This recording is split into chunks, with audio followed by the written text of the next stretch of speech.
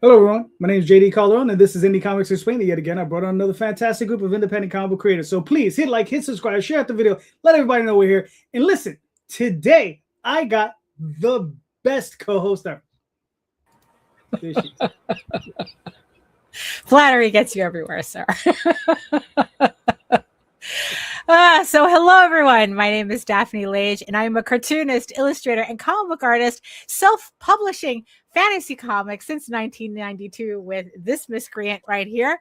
I am known for we are known for the furry fantasy adventure Tall Tales, and individually, I am known for my medieval fantasy drama, Eagle Raven, Heir of the First Unicorn.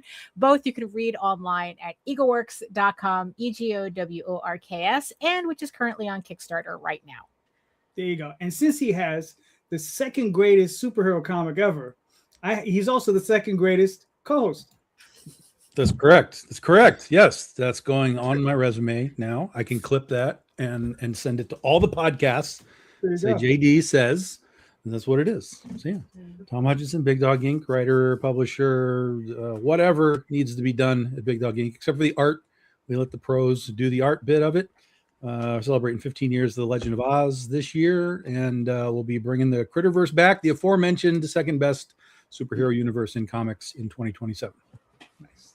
Very nice. I like it.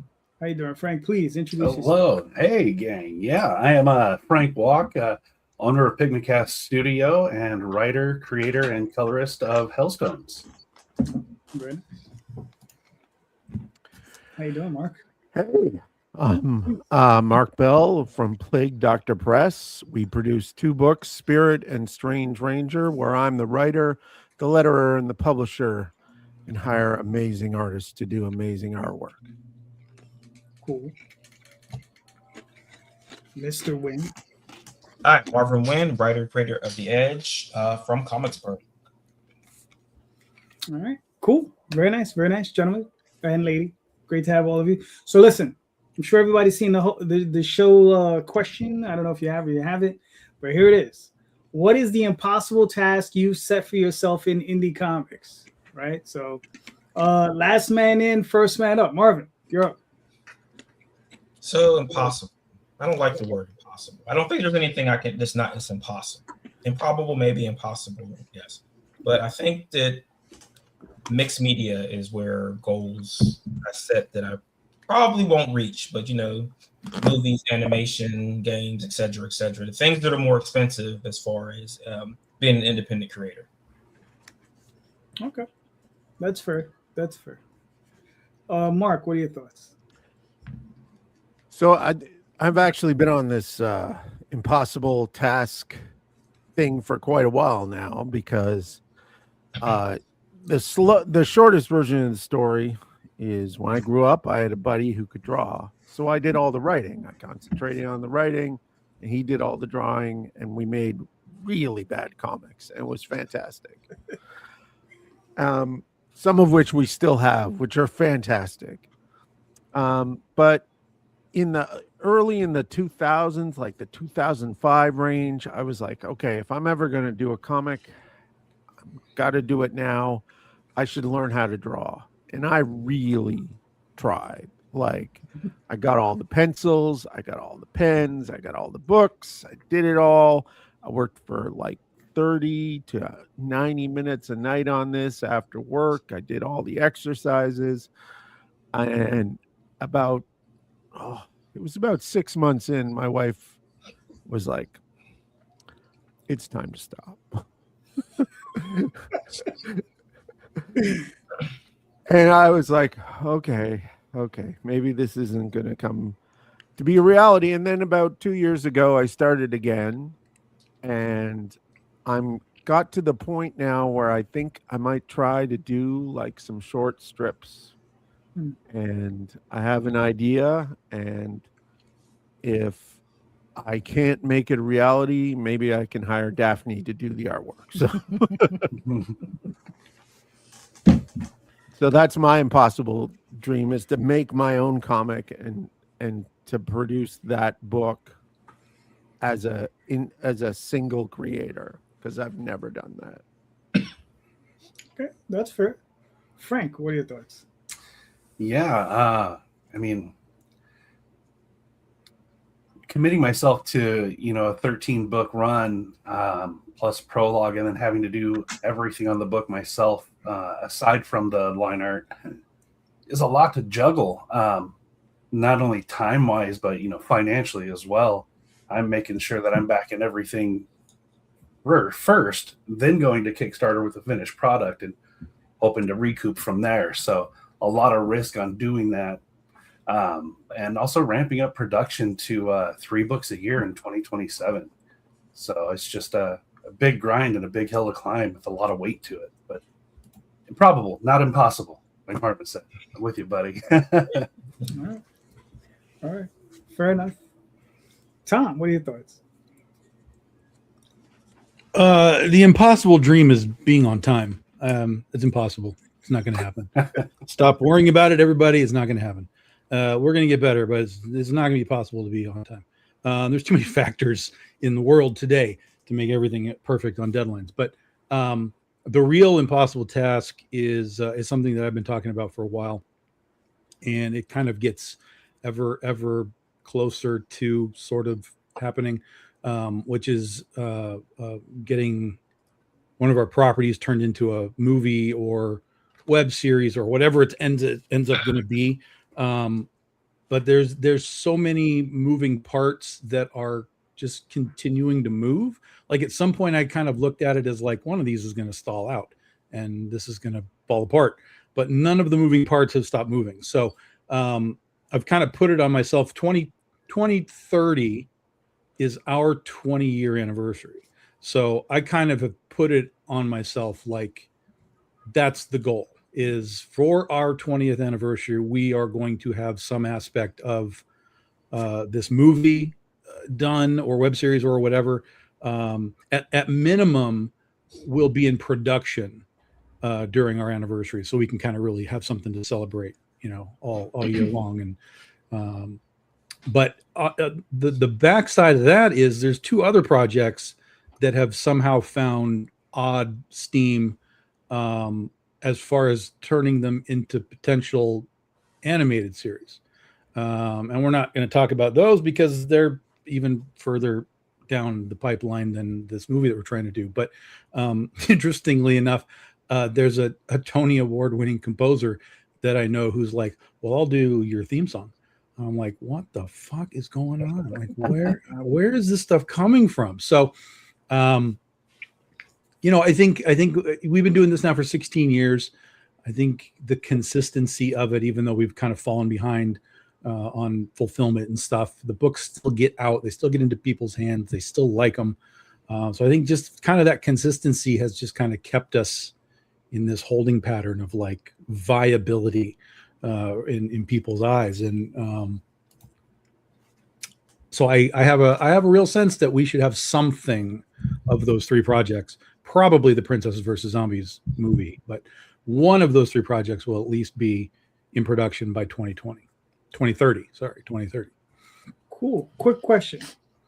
Are you going to be producing, directing, both? Well, for the movie, there's a director that I know who is interested. I have a couple of producers outside of him that have expressed interest. So there's multiple kind of ways that it can go. That's what I'm saying. There's like all these moving parts, and I keep expecting one of them to like just run into a wall and be like, nah, we're out. But all of them keep going. But I know some guys who do really great character or costume design. So like I've talked to them about like, would you do these designs? And they're like, fuck yeah, let's go. So I've got that. I've got the director. I would be producing in some capacity, working on the scripting and the adaptation, the writing of it, and that kind of thing. But I would kind of want, and I've talked to the director. I'm like, I'm not looking for a director credit, but I want to learn what the hell you're doing while we're here too. I want to get that lesson of like, how do you do this for real? So I'm going to hang around a lot. So just have them just be aware that I'm going to be there watching all the steps. But yeah. Well, he might let you do B unit. I'm open for that stuff, Yeah, whatever he would need or think that I'm capable of, you know, I'm game to do it because one of my thought processes was I was actually going to take a couple of years ago. I was going to take 2027 off completely, and I was going to go to film school. Like I had that in my brain. I'm like, this is it. I'm done. I'm stopping. I'm going to film school.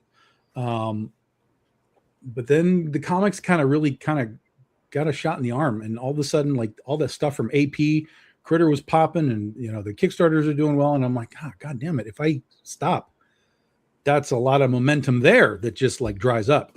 So I kind of changed that system, and then when I met the people that I met that know how to make a movie by themselves, I was like, oh well, I'll just learn on the job if I can, if I can put that sort of crew together, and learn that way, and then come out the other end of that and see what I can do by myself down the future. That's the best way to do it. Yeah. Mm-hmm. All right, Daphne, what are your thoughts? My impossible task is actually being good at this. There are days I just hate everything that I do, and there are days where it's just like, well, I'm not doing anything else. So, so it's like, I think it's more, I don't feel like after all this time, I'm going to, I guess, like be the artist that I imagine myself to be, because it's like the goal is just way above my head. And it's like, and the growth is very incremental. So there just comes a point where it's like, oh, I just have to accept the fact that I am never going to like reach an Arthur Adams pinnacle. So not that the idea is to like, okay, so why bother? But it's more like accept the fact that there are certain things that I would have to do to get to that point that I've just accepted that I'm like either unwilling or unable to do, and to just accept the limitations that I have and work, and kind of like work with them or work around them. But that's kind of, where I'm at right now. It's just, the impossible task. That's, yeah. Okay, that's fair. For myself, my impossible task is completing my long-running project, the Oswald Chronicles. That's my impossible task. So I have 14 stories left in his final third of his life that I have to complete. Well, they're already written, so I just have to get them illustrated out and eventually get them out into the wild. My lead artist, Jay Gonzalez, she's already started on the first story in those 14, so that's good. And then my second artist, Aurelio Tillis, he'll hopefully be hitting that in the next 2 or 3 months. So, and yeah, that's my impossible task. The other backslash to that is trying to get into the direct market. That's the other one. So, like I said, those gates have gotten high. So. Well, I think the most impossible task mentioned here was Mark's, which is trying to get Daphne to work for anybody but herself. Yeah, that's a literal impossible task. Yeah. That is true. Well, she knows her priorities. Daphne, you're up. Oh yeah, that's right. Hold on. To take away your credit, I'm sorry. Right. Yeah.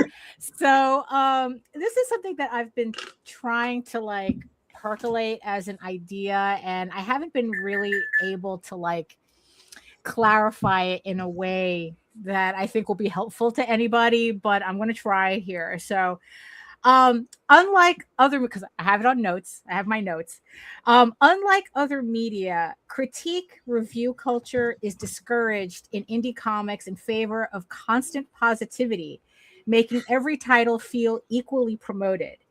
How do we expect new readers to navigate the scene and find what's actually good if there's no overall environment of recommendation? Without critics and reviews, what signals would make a reader trust that an indie comic is worth their time? And are we stunted as a community because of it? Yeah, I know. Look, I'm still thinking about this. Okay, I'm ruminating on this. All right, everyone, let's peel that onion. Can we do the meaning of life question first? Right. And then we dig Look, this is a show about impossible tasks, so get to it. And I will say that I think that journalism for comic books doesn't exist anymore. And I would probably say that it never was really a thing besides what Newsarama and a few other sites. And since those have disappeared, like a lot of things seem to be word of mouth. As far as anyone who is reading something that is not something that's already in their wheelhouse. So, Batman, Avengers, X-Men. Most of the other stuff that people are picking up, something is killing the children, other thing, is all word of mouth, either from the people who are picking it up or for the people in the comic shops that are letting people know, hey, there's this new book coming out. It's called et cetera. Well, you should check it out. It's like something that you like.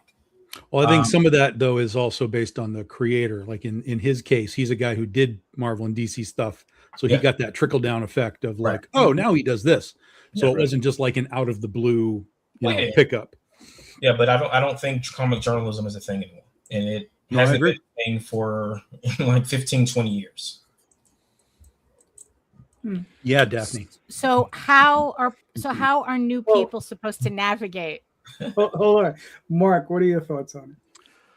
Well, a couple twofold. First of all, the way I navigate this is there is some review culture in the other areas that I touch other than comic books, right? So all ages, and there's a lot of parents that do reviews of books and graphic novels and things like that, that I try to get involved in, as well as that sort of reader review culture that goes along with LGBTQ positive stuff like I do. So those two things put together, I've had some success getting reviews. But I understand what you're saying about journalism, and I completely agree, but I think there's a new type of media review process that includes things like YouTube. You have Kat at Lifetime Comics doing 10 Kickstarters to pay attention to, and things like that really kind of, I notice an uptick in my Kickstarters when I get mentioned on there and things like that. On the back of my trade, I have a review comment from a LGBTQ blog that summed up exactly what I was looking for. So it does occasionally happen. What I find is you've got to keep those. Like I have a file I call the good stuff, where I keep my reviews of comics and the novels I write and the podcast that my wife and I do. All that, anything we get, even just a personal note or a review, I put it in there so that I can go back to that file and look at it when you feel like you're never going to become Arthur Adams. And B, that's a great place to draw those quotes and things from. Yeah. Well, I'm saying like book talk is also a thing where people are talking about the thing, but I think what Daphne was looking at was that line. So that positive, negative line. I've been told by some people who are reviewing books, I won't, if I don't like it, I'm not going to talk about it. Yeah. I think also that we all know how hard it is to do this. So we never want to disparage anybody who's actually done it. Right. Yeah. Well, feedback is a gift too, though. So, I mean, if you are going to say something and it could be construed as constructive criticism, that's different than just being negative or tearing something down just for the sake of it. So there is kind of a fine line to that when presenting that material. Imagine a Rotten Tomatoes for comics. Yeah, something like that. Yeah, a good read. actually. Right. I was about to say that Goodreads, they have their system. Daphne just pointed out to me the other day. I have a few books up there that are actually on there that people have given stars to and all that jazz. So, I mean, it's out there. But Frank, I mean, you have any more thoughts on it? Yeah. And unfortunately, like the formatting for these things is just small little niche pockets kind of scattered here and there. Unfortunately, there's not really one big kind of go-to or even close to mainstream way of presenting that material. And I think that's where the it's hurting the most, is because if you're looking for reviews, you actually have to kind of go out and look for them. They're not going to kind of really come to you like they might have back in the day, through other sources or anything like that. So word of mouth is so powerful, but unfortunately it also leads to a very slow audience build. Yeah. Too true. Tom, what do you think?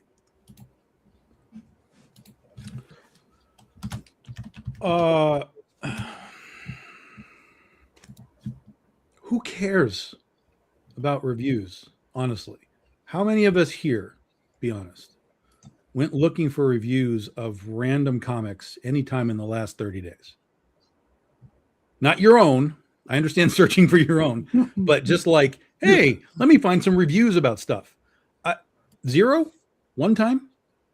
So it's minimal is the point. It's very minimal, right, Calderon? Well, okay. I normally do it when I'm ordering books, right? So every month I look through the catalog. That's fair. Right. And I'll see some random book from Image, Dark Horse, whomever, right? And that's when I'll go look for reviews, because I'm only interested in buying trades and hardcovers. Sure. And compendiums. Sure. So I want to go find, see, is this a decent book? Does it have decent ratings? Then that's when I order. Right. So of the six of us, the answer is one of us does this. So I have never bought a book because of a review. I buy a book based on what I see. Show me what the book is. Have you watched a movie based on a review? No, I go to the movies to tear movies down. Don't you? You know me, right? No, that was a general question. Like I think I don't. For example, people were talking about Obsession, right? And I asked people, I'm like, is this real, or is this another weapons situation where I'm going to go see this movie and it's going to be garbage? Right. So I asked people about their opinions, but I don't actively go and like, am I going to see this movie? Let me read Rotten Tomatoes to make a decision. Like that doesn't happen for me. It's either I've seen something that makes me say, I want to look at that. I want to buy it. I want to go see the movie, whatever it is. Or I see it and I go, absolutely not.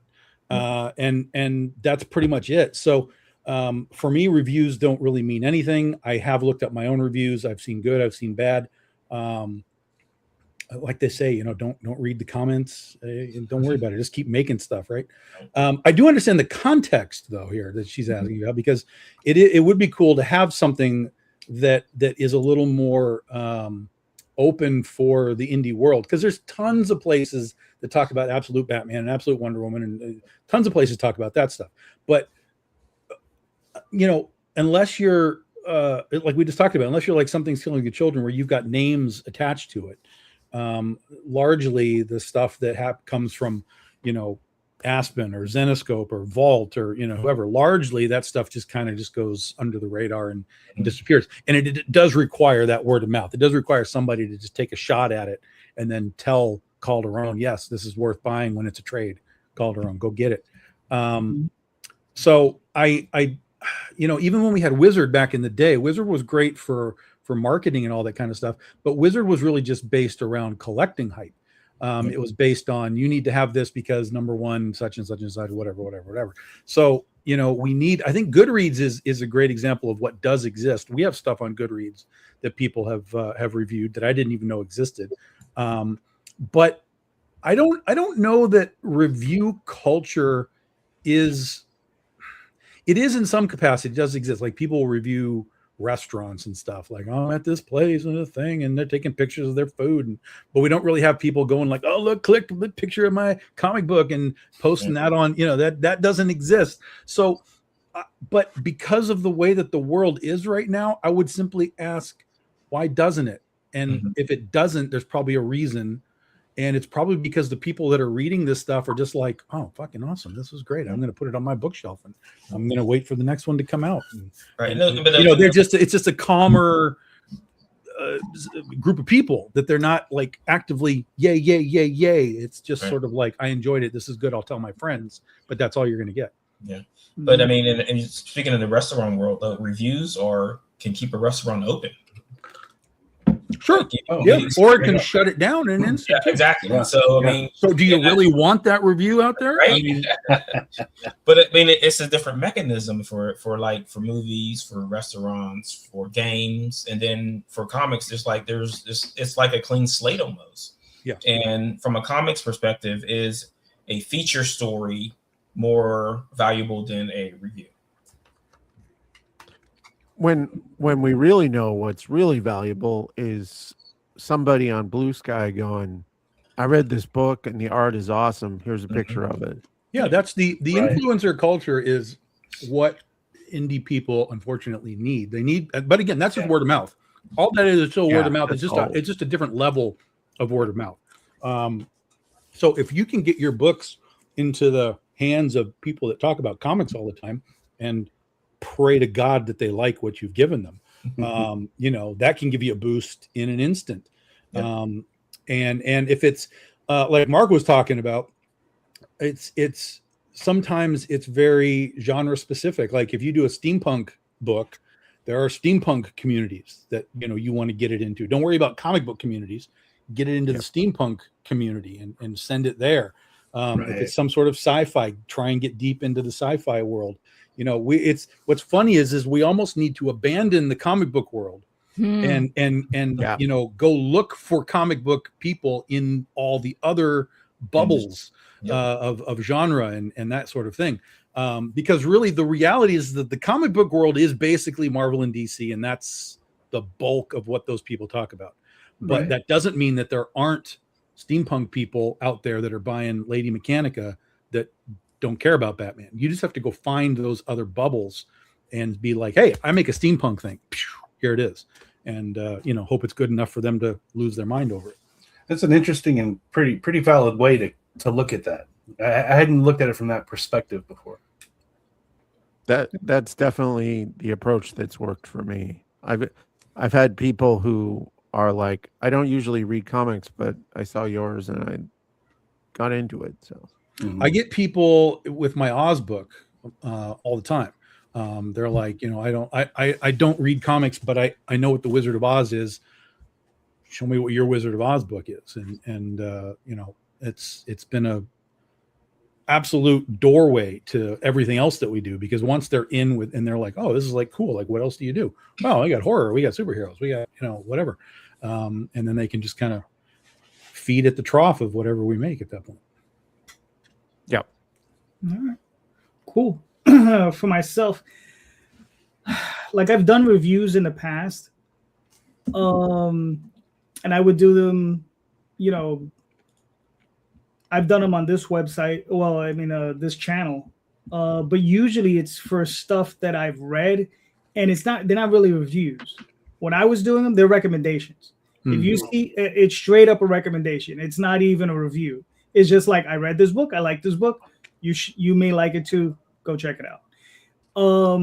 Reviews I find a little tougher because the community is small, and if someone feels slighted by what you say, they do get offended, right? And I understand it's a lot of hard work, it's a lot of effort. You know, it's somebody's love child. You know, and you know, you're never gonna tell anybody, yes, dude, your kid is ugly. Your kid is ugly, right? Nobody wants to hear that. Nobody wants to ever hear that, right? It's like, right? Nobody wants to hear that. And I understand. I don't want to hear my kid is ugly either, right? I'm like, your mouse is smelly. Ah, shit. Right? I don't want to hear those words. You have too much. You have too many info dumps. Exactly. Right. Yes. You know, nobody wants to hear. Well, in that particular instance, that helped me because I got rid of the info dump, you know, and that's the other thing. Right. Sometimes a good review can help you improve your work. You know, that's what I found. You know, I like I said, I had these guys, they came out, they said, well, there's an info dump right here. I couldn't get into it because of it. And And I was like, and I remember when I read it, there's no info dump in it. I read it and I was like, holy shit, there's an info dump right there. Exactly where they said it's at. And I pulled 5.5 pages out of that story, and I just ripped them right out, and I had to marry pages, all this crazy stuff in Photoshop, but I got it together and it reads much better because of it. So sometimes a review can help. It's just if you're willing to listen, right? And I thought they were a little douchey about it, but I still tried to listen to what they were saying. Right. You know what I mean? I tried to listen. I said, okay, what are they focusing in on, and I focused and listened. Like I said, I came to the conclusion. I was like, there's no way this is possible, and I just went in and I just cut it out. Were these guys that did the review? Did you know who they were? Were they like, for example, a lot of times if you get a critique, you didn't know who they were. If you get a critique, personally, a lot of it is like, where's it coming from, right? Right. And so you can take all of this with sort of a grain of salt, like this guy, who is this guy? What is he talking about? But if Jim Lee is like, oh, this mouse, you got to fix this mouse, Calderon. You got to probably listen to Jim Lee a little more than the guys that are just random dudes on the side. Right. But yeah, it's always been a listen to the review, listen to the critique, see if it makes sense to you. Like with you went and saw what they were talking about, and you were like, got it. But if you went there and you didn't see that, you'd be like, well, whatever. Like these guys are crazy. I'm out of here. But there was that grain of salt that you went after, and it fixed it. So that's good. Yeah, absolutely. We as the creators have a certain onus on us to, find that silver lining or that grain of salt, and look for that and go, hey, does this make sense? Are they trying to communicate something, albeit in a douchey way? Are they trying to communicate something that I should listen to? And you're absolutely right. Sometimes they're like, oh no, they're just nitpicking on something ridiculous or whatever. But if you can take that onus on yourself and look and take the time to look and analyze and self-reflect, you might be able to improve. Right. Yeah. That was. But you also got to have a thick skin for it, though. That's for damn sure. Someone's always got something to say. That's why Rosario's not here. He can't handle these questions. I'm not even gonna touch that one. Daphne, what's your answer? Well, it's like people do care about reviews because every other industry has an entire culture of reviews. So obviously they mean something. I've been taking a lot of cues from indie publishing. So on the novel side of everything, like Book Talk and Goodreads. And, the one thing that the authors always have to remind each other is that the reviews are not for you. The reviews are for people looking for something, are probably looking for your books, but they need a trail of recommendations to get to your book. So technically the reviews are not about you, or they're not about you. They're not for you. So that's kind of, the difficulty I've had in really thinking about how it could work in indie comics, because just it's everyone's concerned about what a reviewer would do for their book, when actually what I'm really trying to find out is how does somebody coming into our space actually find our books without having to go to 19,000 different websites or scroll Kickstarter, to scroll the 300 entries on Kickstarter in a given month. So I opened up a Goodreads account, especially once I found out that they had a comic section in there.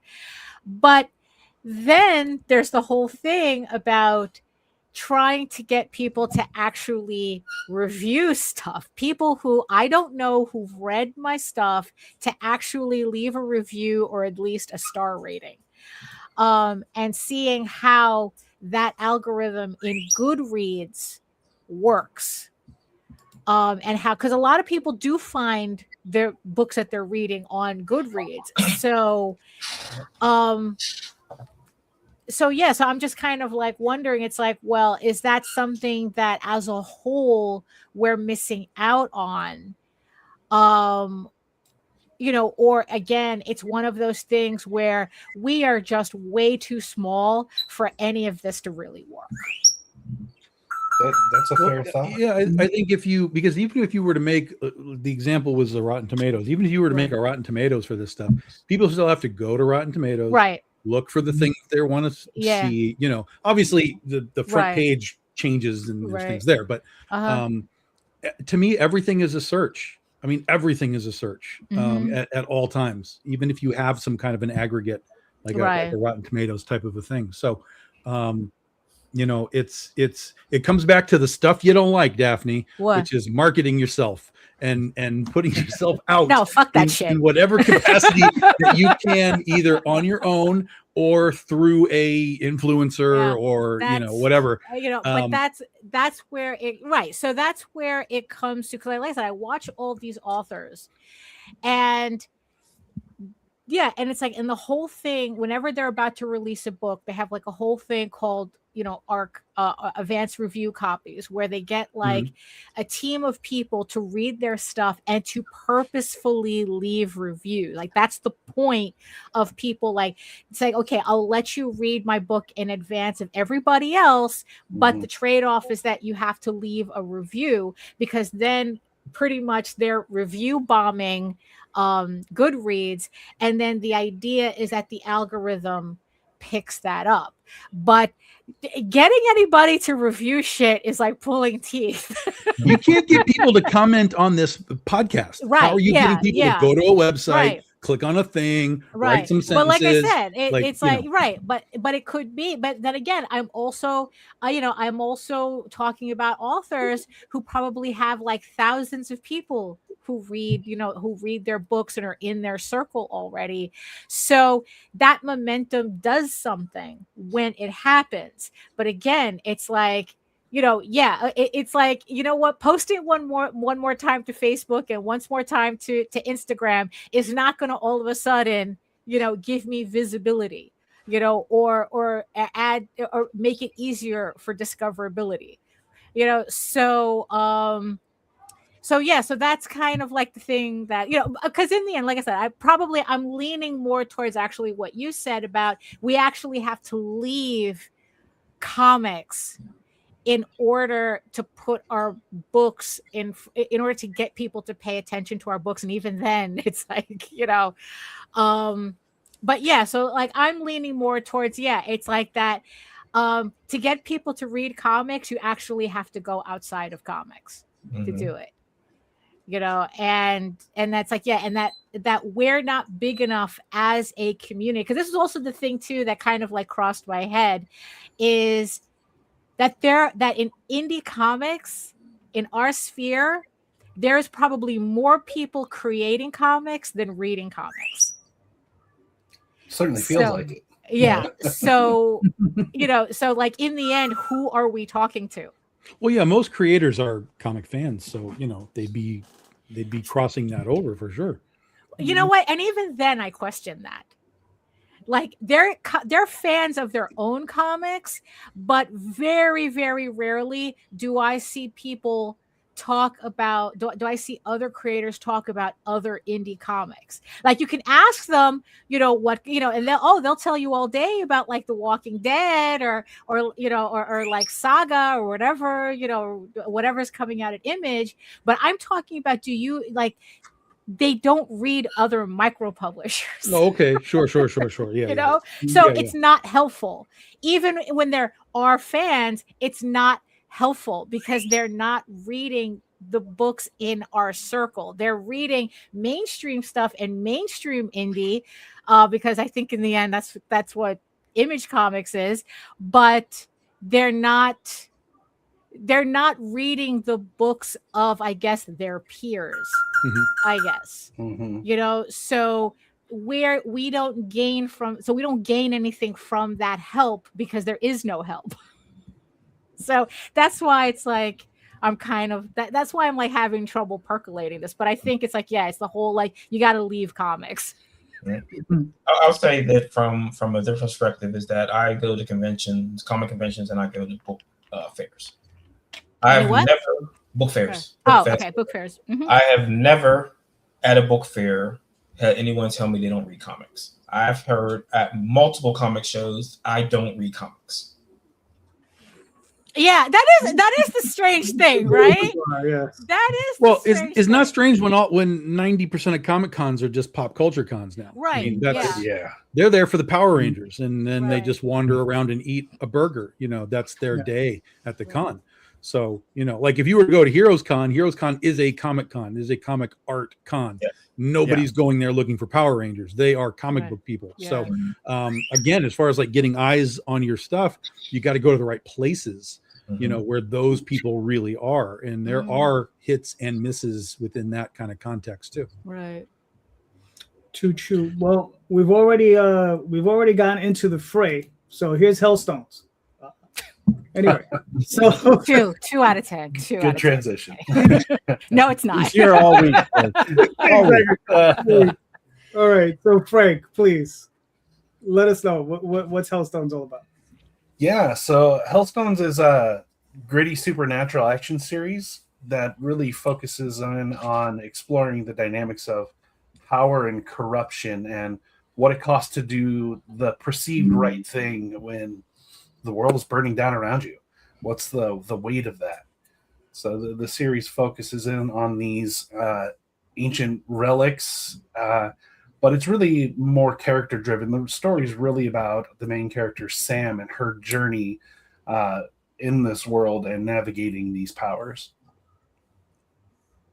Okay, cool. So what was the genesis, like why Hellstones? Like what brought you to this story? Yeah, absolutely. Back in 2015, I was working a really boring desk job, as I'm sure some of you can relate to. And I was just doing some creative writing. And it really ended up just me developing this Sam character. And from there, I ended up writing basically a one-page just concept story. I was like, I don't know what I'm going to ever do with this. Maybe I'll build a D&D campaign around it or something like that. Who knows? And that was back in 2015. But then I started getting into the indie comic scene as a digital painter and then as a colorist, and started to learn the production side of comic books. And that's when I was going through my old files, seeing this, and I was like, this would be perfect for this medium. And I just started writing it and developing it. But yeah, I wanted to do something different, something that I hadn't, something that I would like. Really, I'm writing for myself. I think it's just fun and something a little more, like I said, character driven. Like there is like the supernatural elements to it in regards to the Hellstones themselves, but it's really a character driven story throughout. Okay, cool. So obviously this is the first issue. How many issues in the arc? Yeah, there's going to be a total of 13 books, plus the prologue book that I released last year, book 0. Gotcha. Okay, cool. And that first issue. I'm sorry. The first issue would be 24, 32 pages. What are you looking at? It's 24 pages. Okay, cool. And 2 more questions. When are you looking to launch? Launching this week, July 1st. Oh, very nice. All right, cool. Absolutely. Cool. We're right around the corner. How many days in the campaign? It's going to run until August, so it's going to be a full month. So 30 days. 30 days. That's 30. Yeah. However many's in July. 30, 31. Okay. Now, your video, is it long, short? It's about 1:45. Okay. Now that's the wrong question. Yeah. Well, no, yeah, that is the wrong question because the real question is it going to have anything on it that's going to copy strike me because I get them? No, Okay. no. It's all No original need. content, no copyright stuff at all. All right. When Michael struck Lucifer from the heavens, his severed wings shattered and became 7 stones. Power scattered across time, whispering to anyone who dares to listen. I thought that was legend, until I held one. It pushes past fear and rewrites what your body can do. It changes you. I'm looking for my mentor, Gary. He taught me how to survive, how to fight, and why these stones can't fall into the wrong hands. If anyone can make sense of this, it's him. But the world's tearing at the seams. The Lightbringers preach salvation. Lucian Holdings sells tomorrow. They're chasing power they don't understand. I've stayed in the shadows, kept my Hellstone hidden. Now the hunt's back on. Mercenaries in the brush, lasers rake the leaves. Every step betrays me. This is where I draw the line. I've run long enough. It's time to jump into the fray.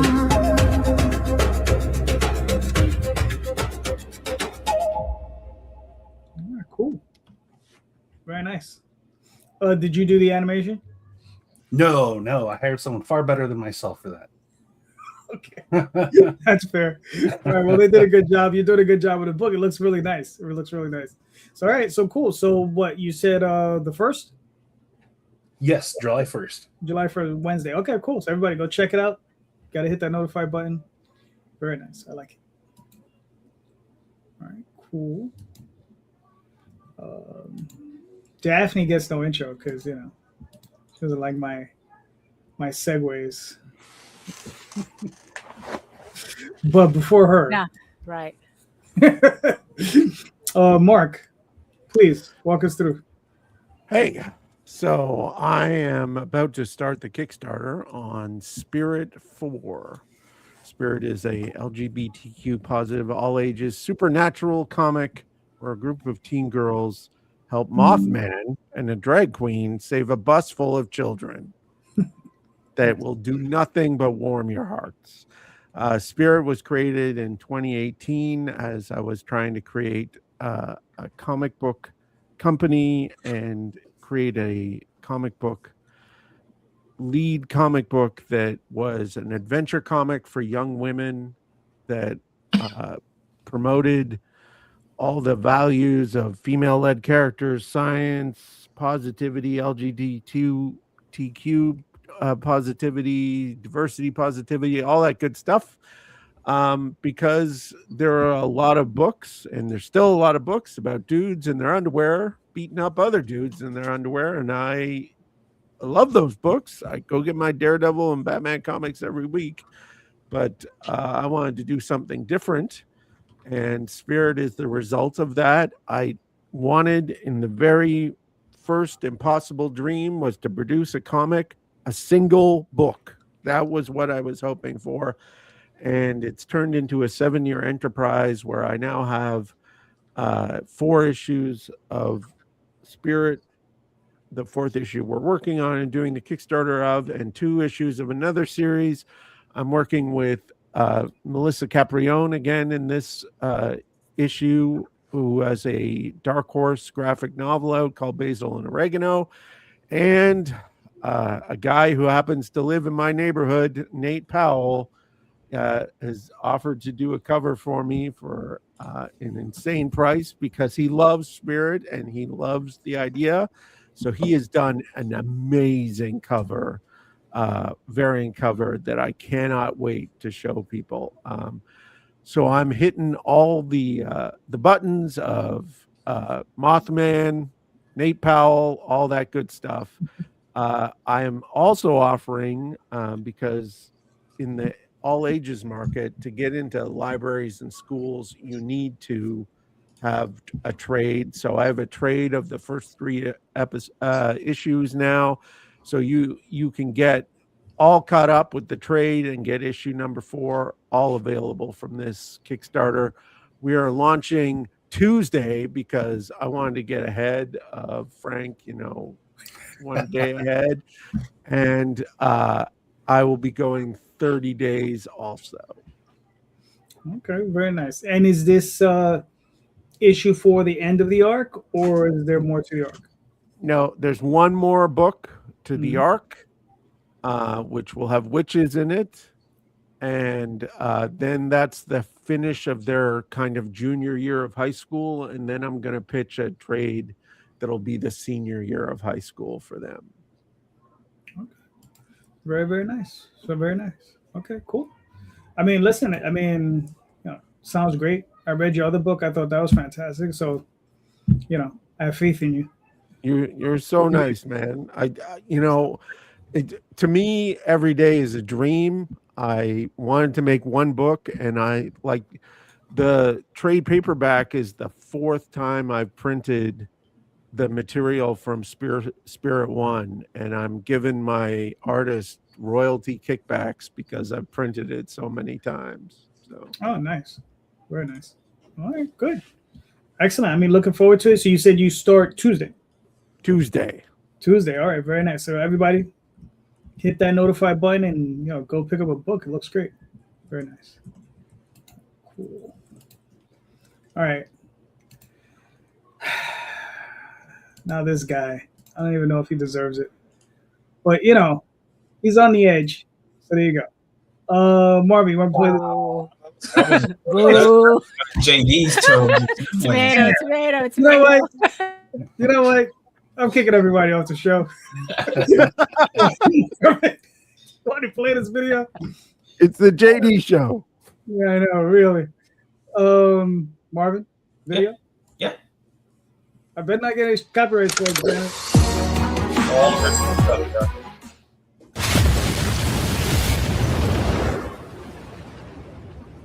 They don't know what it is, can't explain it. All they know is that it's coming for you. They don't know what it is, can't contain it. All they know is that it's coming for you.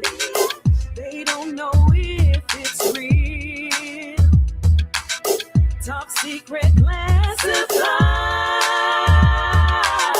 But when it comes for you better run it high.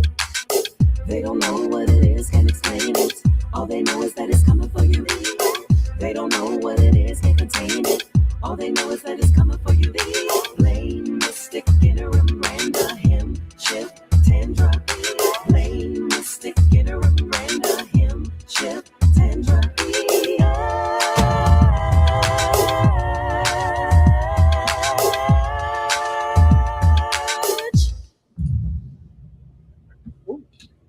See that? You didn't even get a copyright strike. I hope not. It happens every time. Every time I play one of these with music in it, I get a strike. Now, the worst part is that if it's from Epidemic Sound, unless everyone has a subscription attached to the account, it's always going to strike you. So, yeah. All right. So, so maybe that's it. Yeah. So The Edge issues 10 through 14. This is volume 3. God's Thunder is an organization that hates people with powers. They've recruited someone with powers to eliminate people who have powers. So they can't fight them themselves, so they're going to get someone else to do their dirty work. So they send this Kyret, this 8-foot hulking monster, to take everybody out. So we're already funded, so we're just chasing stretch goals now. Nice. Congrats, man. Thank you. I've got one at 50 backers and then another one at $2,500. All right, cool. So this is what, your 3rd trade paperback? Yes, sir. Okay, cool. And are you still releasing them as single issues? Yes. So even though we don't have a store distribution at the moment, I'm still doing single issues. People still ask for them, so I'm like, I'm not gonna get them yet. So or issues 14 issues of the book right now. Okay, cool. Now, as far as the store distribution, are you still doing the self distribution thing where you're reaching out to individual stores and doing it that way? Yeah. So I've got about 20, 25 stores still on the direct distribution model. But again, it's painful to ship to that many stores. Gotcha. But we did sign a deal with IPG for book distribution. So trades will go through bookstores, comic stores, libraries, Barnes and Nobles, etc., etc. Gotcha. Since you're going through bookstores, are they returnable, or do you have the option of doing like non-returnability as opposed to, you know? We have both options on the table of returns and non-returnable. Okay. Cool. I mean, I don't mean to get all into your business, but I'm gonna get all into your business. You know, I'll answer a question if I can. I know. I'm not shy. No, that's cool. That's cool. Now, have you still been trying to kick down the door at Universal and what's the other one, Lunar? Lunar, yeah. I mean, we've had talks. I don't think that we're going to be able to cross that barrier until next year. Okay.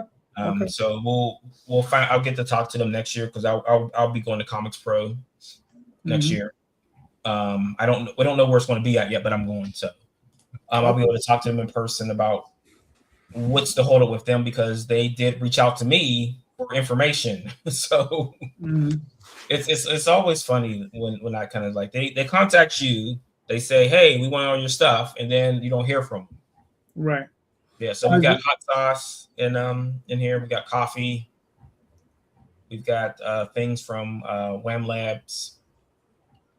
Root beer didn't make the cut because I can't ship it. I've like gone back and forth with packaging and trying to get that root beer out because root beer moves fast. Like I've already gone. I've got like 15 cases, and I've gone through like 8 cases of the root beer. I mean, you're afraid that you're gonna put on more weight because you're drinking that much root beer? No, not me. I'm not drinking that much root beer, buddy. I wouldn't even be on the show. I'd be in the bathroom. But yeah, like the hot sauce and the root beer sold really well at Heroes. We sold 2 cases of root beer and about 15 bottles of hot sauce at Heroes Con. Oh, nice. All right, cool. I mean, yeah, I'm happy that's working out for you. I mean, are there any other like weird or like, you know, other things you're looking to get into other than the hot sauce and the coffee?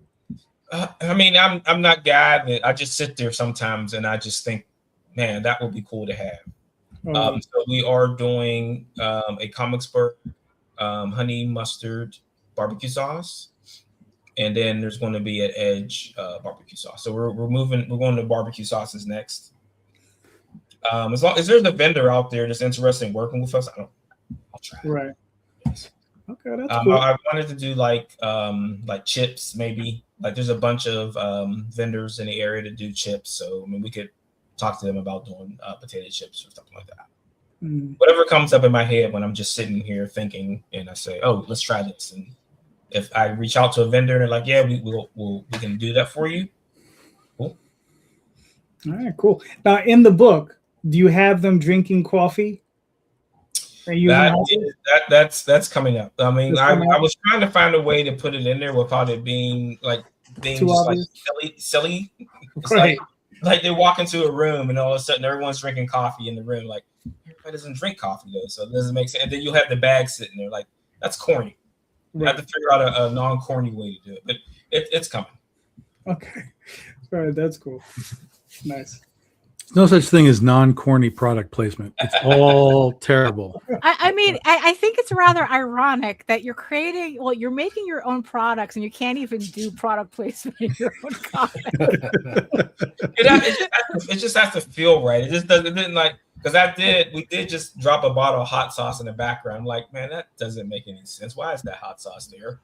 Like it wasn't in the kitchen. It's just sitting on a table. Like because because in the end, it's like obviously people don't mind that they're buying a hot sauce from a comic. So why not have the hot sauce in the comic? Right. I mean, just do an ad with your characters eating the hot sauce. Right. That's what I'm. That's what. Or, That's what or you do like, you know how anime, they always have like the beach episode. So Mhm. it's like you need to have like a beach episode where everyone's at a barbecue and they're eating the chips and go. they're having Yeah, the barbecue sauce and But it's funny because I do have a beach scene in the earlier book, but I'm like, Right. should I go back and add it into that scene? But yeah, we'll get it in there. You know what would go with this barbecue sauce? Yeah, or you need to make a very specific comic just Right. about the chips and the hot sauce and the root beer. But we do have, so like my tribute to Colt Slither from G.I. Joe is we have a band in the book in issue 11 called Bad Faith. And I just wrote the lyrics to a song that I'm going to get route recorded. So I mean that fits into what that means. So we're going to do that. All right. All right, cool. We have another 33 days left, which is just insanity. But like you said, you've already funded, so now you're just chasing stretch goals, which is cool. All right. So everybody, man, awesome book. If you like your hot sauce or your coffee, man, I would say go get it. Very nice. And chips. And chips. Chips are coming. Now that Good I've had job. hot sauce, I really would like a root beer. Yeah, there you go. That's how you get them, man. It's the old thing with a movie theater. So you sell someone salty popcorn, so they have to get a drink. They have to get up to go to the bathroom, so they miss that part of the movie, so they have to buy another ticket to watch it again. Mm. It's a cycle. There you go. It's a cycle. All right. So, and this one needs no introduction. Because why? Why? Yes. Yeah. I don't know. You want me to play the video? Yeah, sure. Am I going to get copy strike off of this? Most likely. Thanks.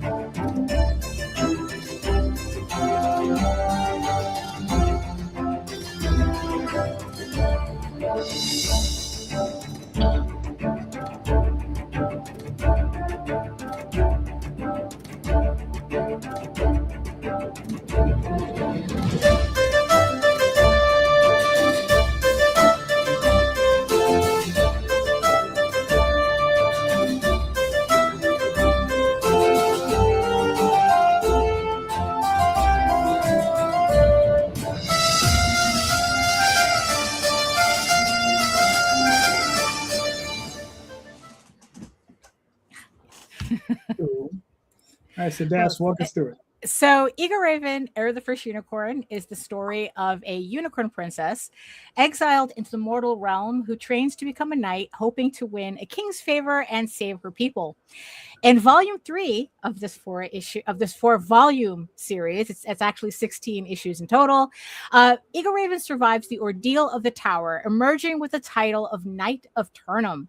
As she returns to her enchanted kingdom, the stakes rise as she realizes the dragon lords are attempting to resurrect a goddess and start a war with the entire realm. After refusing a tempting parley, I really enjoy that word, parlay, with the manipulative Prince Rillian, Eagle Raven is forced to assert her rightful claim to the throne of Edenron in a challenge brought by rival elves who resent her return. Eagle Raven is the story of trying to find your place in the opposite worlds and learning the people who will stand by your side and lift you up are not the ones you expect. It's a sword and sorcery fantasy with a soap opera twist, featuring character relationship-centered stories with unicorns, elves, dragons, and furries. As I try to do my best Toy Galaxy voice. So like I said, this is the third volume of a 4-volume series. So there's 4 more issues left. And everything's on the campaign, including this absolutely gorgeous Zhang Brothers variant cover that I am doing for a special reprint of Eagle Raven issue 1. There's 3 versions of this. There's the trade dress version, the virgin cover version, and there's a virgin nude version, which I am taking a big chance, obviously nowadays, showing it on on Kickstarter, but God knows.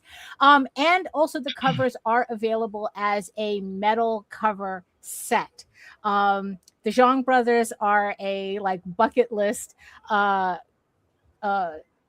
thing for me to do here, and I'm so happy to have them on this campaign. And in fact, I love it so much that I'm on my like third piece with them. Also available on this campaign are sketched signed remark cards that I've limited to, I think, like 24 in total. And I was really surprised at how quickly they're selling. So there's not that many left. So if you like to have a remarked signed card, the book plate, actually, there's a few left on the campaign. But yeah, so everything is available as physical copy and PDFs for people who prefer to not add more books to their shelves. And I think yeah, my mind's at a blank here. So it's my office has turned into an easy bake oven. So too hot. So everything everything is available, including Tall Tales if you missed any of the previous campaigns for that book. And also on this campaign is my infamous adult book, Medieval Unicorn Viking Slut, for anybody who's missed that. And if you're unfamiliar with Kickstarter, there's an infographic there to walk you through the process of pledging to the campaign. So I think we have about 2 weeks left on the campaign, and that's it. If you like fantasy, if you like adventure, if you like everything that I've mentioned in the prologue, this is the book to pick up, I guess. I don't know. maybe I should leave a review of myself on Goodreads. So you said there's a total of 16 issues in the series? Yeah. Mm-hmm. Now, is that a definitive ending, or yes, it's a definitive ending for this particular story. So I do have more stories to come that comes after, but this is written to be its own thing. So if nobody picks up any of the other books afterwards, they still have a complete story in this series. Okay, cool. And what type of schedule are you looking at? Like how far are you looking to get like, is issue 13 done? Is issue 14? Well, I'm in the middle of issue 13 as we speak. Actually, I'm working on it right now as we're doing this. So I'm hoping to have issue 13 on Kickstarter probably by September. And then just like try to get the other issues out like probably like every month or every 2 months afterwards. So hopefully I can finish the bulk of it in 2027. Gotcha. With maybe the last trade maybe hitting at the end of 2027 or the beginning of 2028. Okay, good. All right, cool. Very nice, very nice. And you have a total of 14 days ago, so you got 2 weeks. Before you smashed your funding goals, so you're doing good. Doing good. Yeah. All right, cool. I know who's buying dinner. Thanks. Right. So yeah. What is it? Real quick, I'm running a campaign currently for Dreamweavers, issue number 3. So Dreamweavers is a story that I had originally started in '92 with the artist Matt Lunsford, and it just got away from us. But we had produced 3 issues, and what I had done was I wanted to finish the series. I finished it as a prose novel, and what I'd done here was I would say, you know what, let's finish it as a comic book. I got it. I remastered the entire thing, relettered the whole thing. We had it. Now it's in full color as opposed to before it was all in black and white. And we're looking forward to finishing this puppy. It's going to either be anywhere from 6 to 8 issues. We're not sure just yet. But right now, this is the 3rd issue. And yeah, it's about 4 kids who are, whenever they go to sleep, their role-playing game characters come into our reality and they fight demons. But the only problem is that those kids inhabiting those bodies they don't really know what they're doing. They're kids.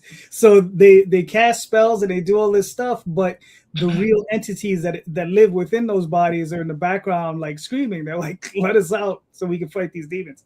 So there's this conflict that's constantly going back and forth. And sometimes the other personas come out and the kids get pushed back and just sit in the subconscious. So yeah. But this is issues 1 through 3, or all 3 of them are available. This particular one is 24 issues, 24 pages, excuse me. And and we got another, I don't know. I started this on Friday. So we got another 27 days ago. We already met our goal, and we're just on our way to meeting more stretch goals. We've already met our first stretch goal. And one of the things that's in there as a stretch goal is a trading card. That happened.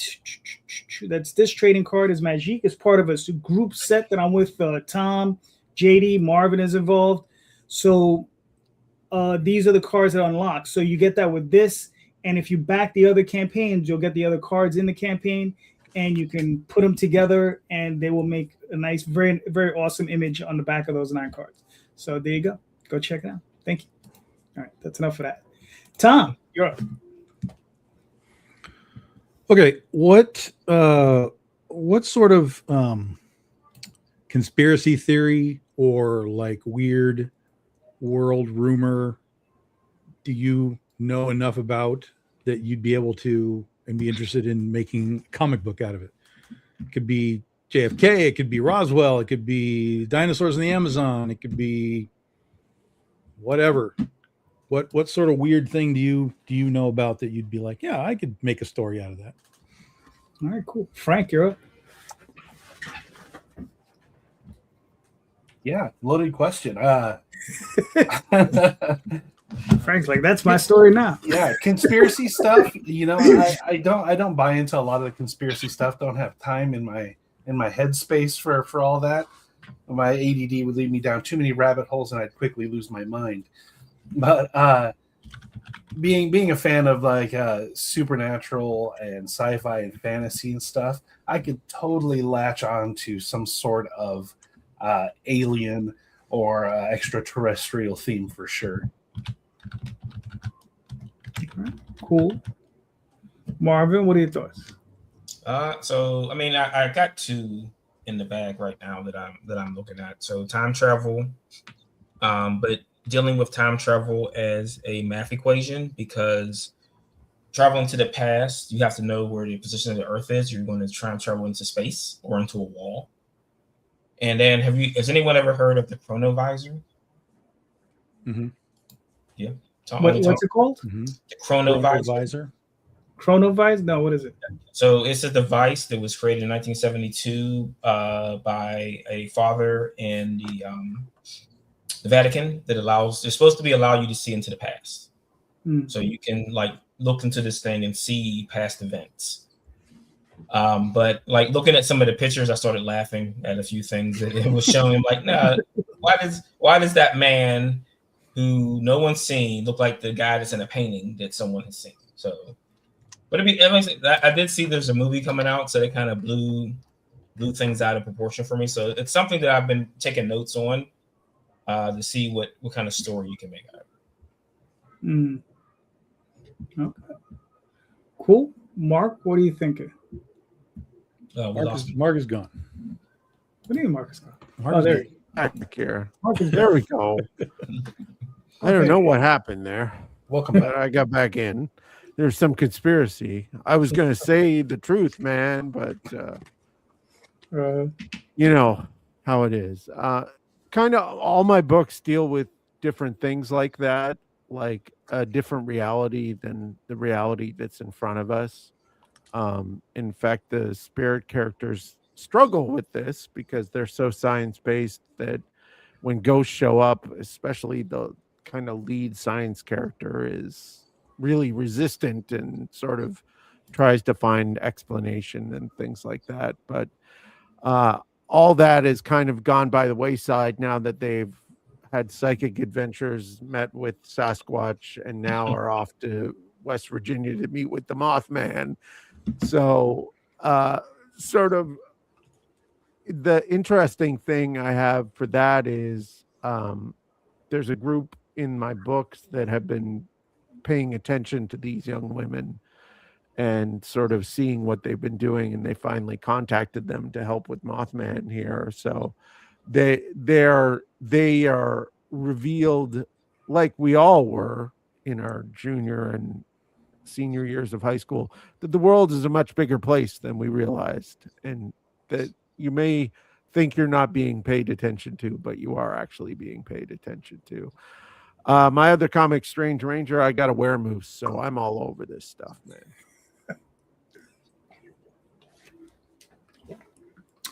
No deer lady?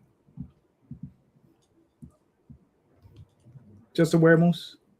Just a no deer lady yet. Just a weremoose named Gord who wears flannel shirts and is a nice guy. So, all right, that's cool. Daphne, what are your thoughts? Well, I have it muted because of the party next door. I wouldn't do a comic of it, but my favorite conspiracy theory is Dulce Base in Albuquerque, New Mexico, and it's a conspiracy theory that talks about how there's a multi-layer underground base that is run by both reptilians and greys. And they're conducting human animal hybrid experiments in the base. And what it is that, like, supposedly, like, the United States allows them to do that because then it keeps both those aliens busy, as opposed to, like, you know, doing whatever else they would be doing. And the biggest part of the conspiracy is that supposedly there was like some kind of military, American military uprising in the base in order, you know, fighting both the reptilians and the greys, and like you do, right? And then there was only like one sole survivor, and this guy, you know, and this guy has, of course, he does the he's been doing the you know, like the kind of like the UFO circuit and this, that, and the other thing. And yeah, so it's like, so just the thought of like, you have, I don't know, because I always imagine like the reptilians to look more like slee stacks, so it makes it even funnier. So I don't know, it's like there's just something about like how absolutely like bugged this story is. Now, mind you, and also the survivor supposedly, like, he created a diagram as to what the base looked like, this military guy, and everybody who looks at the drawing goes, this thing is impossible. Like, it's the most ridiculous, like it's so logically impossible that it's, you know, but just the fact that it kind of you know, it kind of reminds me of this thing that I recently read. But then again, Mark Twain also said a variation of this, where it's like, you know, facts need to be verified, you know, it need to be confirmed and verified, while bullshit just has free reign of everything. So yeah, so that's the conspiracy theory I enjoy immensely. But I would do a comic on it because it's not my thing. That's fair. For myself, I'm like a liberal arts major in this. I know just enough to be really annoying, but I don't know enough about anything to really be effective. Right? So your mileage may vary, because yeah, you know, it's funny, as much stuff as I've covered in my books, conspiracy theories is never one of them. You know, which is, I guess, is maybe something I should look into. So yeah, Tom, that's where I'm at, man. I could just be annoying. I don't know anything else. So what are your thoughts, Tom? I have found myself really enjoying the flat earth stuff. It's just crazy people on from at every angle. I don't care who believes in the sphere or flat earth, y'all are crazy. And I was talking to my editor one time, as I was at a con, and somehow it came up, flat earth stuff, and I was thinking about it, and I was like, there's no flat earth stories. There's no movies, there's no TV shows, there's no comics. It's like, there's no flat earth stuff. And I messaged her and I was like, there's no flat earth stuff. She was like, yeah, probably not. like she was annoyed at me. Like, yeah, probably not. That's And I was because like, it's turtles all the way yeah, down. yeah. And so I was like, but this is like there's stuff here, there's story here, like the thought process that it's the ice wall all the way around, and you know, the ice wall is guarded by the military around the world, so you can't get to it. And if you do get to it, you go through this crack in the wall, and there's like a whole other space out there, and it's like, holy shit. So I was like, there's a story here, and I'm gonna find it. And she was like, whatever, do what you want. And so I started to think about it, and I was like, well, how can I put like how can I Tetris this together? And I started to think about other things that were talked about with the Earth, and I was like, oh yeah, it's like global warming and shit. What if global warming? What if somebody found the ice wall? What if somebody realized that when they got there that the ice wall was actually melting, and that's the problem with global warming? It's not so much that we're going to raise the sea levels, is that the wall is going to melt and we're all going to fly off into space. I was like, I just found something fucking awesome. And when I got home from that con, I started to take some notes down and just to remind myself. And I started looking around online, talking about the ice wall and stuff. And goddamned if I didn't find that exact thing. It already exists. It's already out there. It's already in the world as like, no, global warming is going to melt the ice wall and we're all going to spin off into space. I was like, oh no, the elephants holding up everything are going to catch us. Well, you hope. Did you find anything about? Because I just recently read that the CEO of Columbia, which is the outdoor apparel company, right? That he actually trolled flat earthers, saying that he would that anybody who could discover, like, find the ice wall, the edge, and you know, that he would hand over his company to them. And you know, and what's funny was that he turned all the replies into an advertising campaign because everyone wants to say that flat earth is real, but nobody actually wants to go out and explore it. Because he was saying, it's like, look, I'm only encouraging you guys to go outside, to go find this ice wall. Go outside, literally, go outside. Right, yeah. And while you're at it, while you're searching for the ice wall, all I want is proof of this ice wall. Just make sure you're wearing Columbia clothing while you're doing it. Product placement. Genius. Exactly. While you're at it, you should have a root beer and some hot sauce. And some potato chips. Go. Marketing and advertising. Right. Mm-hmm.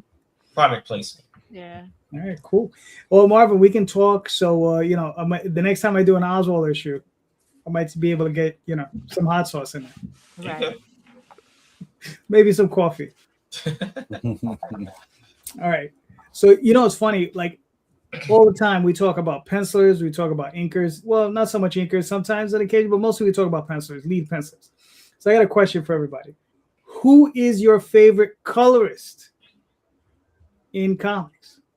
It doesn't have to be just Indy. It could be I got in big trouble one time telling inkers that they were about to be replaced by everything else in the world. They didn't like that. Did you remind them they were just tracers? I'll do that next time. Frank, you're up. Yeah, sure. Do I have to pick one? I mean, this is my space. I'm a colorist myself, but if I had to pick one, it'd be I've been really fond of Michelle Rosenberg. She's been doing a lot of stuff with Moon Knight, and she's done a whole bunch of other stuff as well. But she's just fantastic. I really dig her style. Okay, cool. Marvin, what are your thoughts? Oh, of course, I'm going to have to go with Luis Antonio Delgado from Ninja Turtles, and just a coincidence that he does the Edge also. Just a coincidence. Just a coincidence. Just a coincidence. The quinky ding. Yeah, you know how I feel. Okay. Fair enough. Fair enough. Mark, what are your thoughts? I'm gonna go with. This might also be a Quinky Dink, but my artist Melissa Caprione does amazing colors and has always done amazing colors, and done some great colors for other people's work as well. I'm trying to look up who did the colors in Helen of Winterhorn.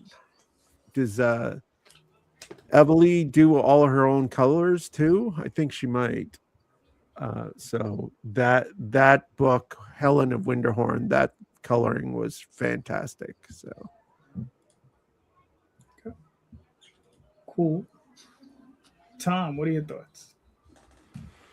I mean, it's an immediate answer for me. I mean, there's great colorists sort of in the history of comics and people are doing great stuff now, but Nia Rufino is my go-to for so much. She started as a colorist for us back in the day. She's been with us since the beginning of Big Dog Inc. She started as a colorist. She's worked for DC and Marvel, and she used to color all of J. Scott Campbell's stuff. And we got to start to work with her on colors for stuff that we did. But then when we started Legend of Oz 15 years ago, we gave her the opportunity to become a cover artist as well. Like, hey, you want to do all of our B covers for retail? And she's been doing that ever since. And this is the most recent thing that she did. And she does the art, she does the colors, she does the whole thing. She's been doing colors for interiors for us as well, here and there, and fill in pages and stuff. She can do basically everything, and that's why we inducted her into the Big Dog Inc. Hall of Fame a couple of weeks ago when we were out at the Legend of Oz, well, the Oztravaganza show where we were celebrating Oz. We had her with us for the first time, so we inducted her into the BDI Hall of Fame. She's been with us since year one at doing colors and stuff. So it's Nia. Cool. Daphne? I literally can't answer this question because I haven't, like, whenever I see coloring, it's always in the context of the work that they're doing, and it's like, okay, well, that coloring looks good there, but like, I don't think I've ever seen a colorist that it's like, ooh, you know, it's like, oh, they're on a book or this, like I haven't seen a colorist enough that I could recognize names. Mm-hmm. Honestly, I think most comic book coloring is very similar. It like melds a lot together. So usually, like, if I see coloring that stands out, it's because it looks good on their own stuff. But yeah, I have no opinion on this. Yeah. All right. Okay. Yeah. That's definitely a demerit there. But anyway. Yeah. No, but for myself, it's one of my old school favorites is Lynn Varley. yeah, You I know, was going especially to on say. Frank Miller. You know, when you see her stuff, I mean, I've always liked Frank's stuff, but I don't think it's ever popped as much until Lynn really got to it. You know, and I think like she's like really an excellent colorist. So. Well, and that apartment somewhere in Manhattan where Frank and Lynn and the other guy, the inker, or Klaus Johnson lived with them. Like all those people lived together, and they must have done just some amazing stuff that they just, you know, did on grocery lists and stuff. Yeah, because I mean, for me, it's damn. Which book is that? There's it's one of the Daredevil books. I mean, and it's one Frank illustrated, and it's one that she. I mean, it just looks incredible. There's stuff that's in there is just crazy looking, and it's just like, wow, that's yeah. So Lynn Varley for me. All right, Daphs, you're up. Okay, so when you account for like all the writing that all the writing that you've done, whether it's, you know, published, not published, because I'm sure like as writers we have work that we've written but just are in a corner somewhere because we just don't know what to do with it, but like accounting for all the writing that we do, what is your favorite reoccurring theme or subtext or just theme in general that you keep finding yourself returning to no matter what you write? Why are they your favorites, and why are they your favorites to explore in your writing? All right, cool. Marvin, you're up. Oh man, that's a good question. I think a lot of themes that I always return to is the price of power and the inability of people who have power to wield it properly. Because it seems to be something that always seems to be something that's always in the back of our heads and something that's always in front of our faces. That you give somebody a little bit of power to test them out and they run with it and destroy things along with it. And I don't think I can get away from that, especially with the way the Edge is structured, of it being you're getting these powers that you have no control over and then watching as they try to destroy you. That's cool. Mark, what are your thoughts? Well, a couple of things. I like stories that refer back to other stories in two ways. Like, so it's kind of like a fifth act story. Like, some story happened and now we're dealing with the repercussions of that story, and you get to tell two stories at once slowly over time, and you get to see the repercussions of small things turn into big things. I think that's definitely one thing that I like.